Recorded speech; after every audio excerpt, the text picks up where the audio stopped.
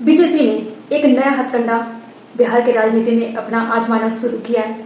राजनीति को बीजेपी बिहार में हर बार एक रूप देती है, एक रंग देती है। वो कहीं ना कहीं गठबंधन हो, कूटनीति हो या फिर जिसका पलड़ा भारी हो तो उसको तोड़ने का प्रयास की जाती है। वो ऐसे जमीनी स्तर के नेता को उठाती है जिसके माध्यम से क्या होता है, आपसी गठबंधन या गुटबाजी होकर वो अलग अलग टुकड़ों टुकड़ों में बंट जाए, किसी की सरकार ना बन पाए। बीजेपी पार्टी का एक नया मुर्गा नहीं, नेता जो कि बहुत जाने माने नेता हैं, जिसे जीतन राम मांझी के नाम से जाना जाता है।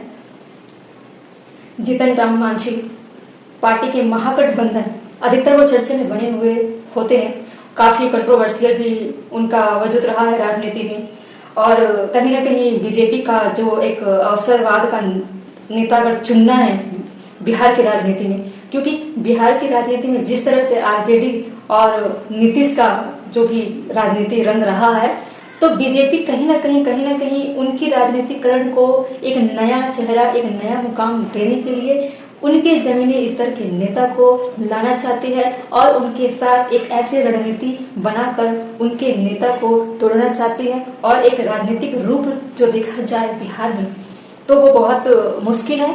जीतन राम मांझी जो कि गृह मंत्री अमित शाह से मुलाकात करते हैं और बहुत सारी बिहार की राजनीति पे उनकी चर्चा हुई।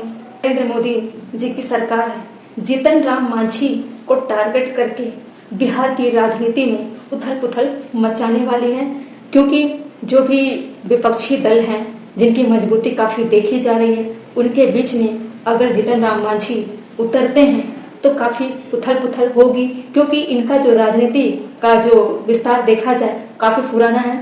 जो मांझी का कहा जाए या फिर मौजूदा जो सरकारें हैं उनके बीच में आपसी मतभेद बहुत अरसा रहा है।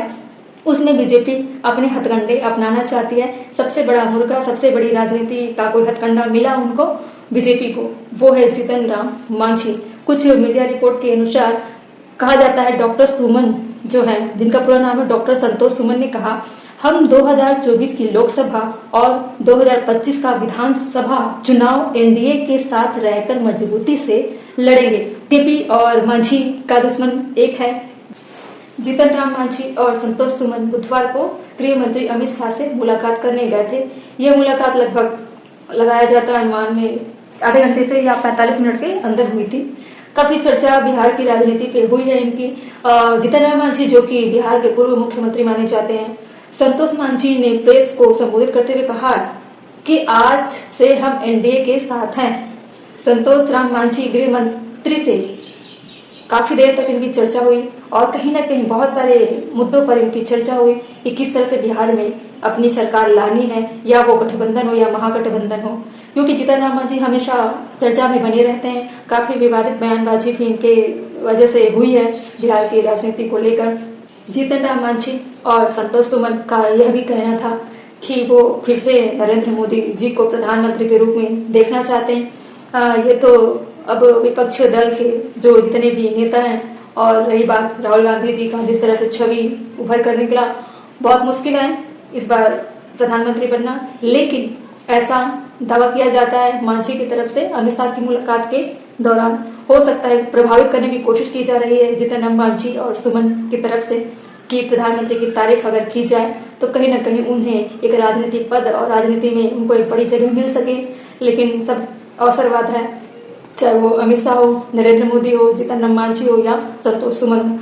जिस तरह से राहुल गांधी जी की छवि अब भारत में उभरी है, उससे पूरे विपक्षी दलों में एक अनुभव करने की जो एक राजनीति में एक विषय मिला, और जिस तरह से बीजेपी के लोगों में एक डर और खौफ बना, वो काफी महत्वपूर्ण है।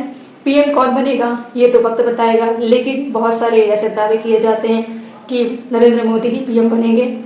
अपने एक राजनीतिक खेल इस तरह से खेलना चाहती है जिससे एक ताश के पत्ते में सारे पत्ते गिर जाए, लेकिन बहुत मुश्किल लगता है। सबके अपने अपने एक तरीके होते हैं राजनीति में अपने रंग दिखाने के लिए, लेकिन इस बार बीजेपी ने नया मुर्गा जिसे चुना है वो है जीतन राम मांझी, क्योंकि बीजेपी पार्टी उनको इस्तेमाल करना चाहती है और मांझी है वो बीजेपी के लोगों के नेताओं को इस्तेमाल करना चाहती है। सभी एक दूसरे को इस्तेमाल करना चाहते हैं, लेकिन होना जाना कुछ भी नहीं है। दावे बड़े बड़े हुए आधे घंटे की मुलाकात में, लेकिन इसका अंजाम, इसका रिजल्ट लोकसभा के इलेक्शन के बाद पता चलेगा।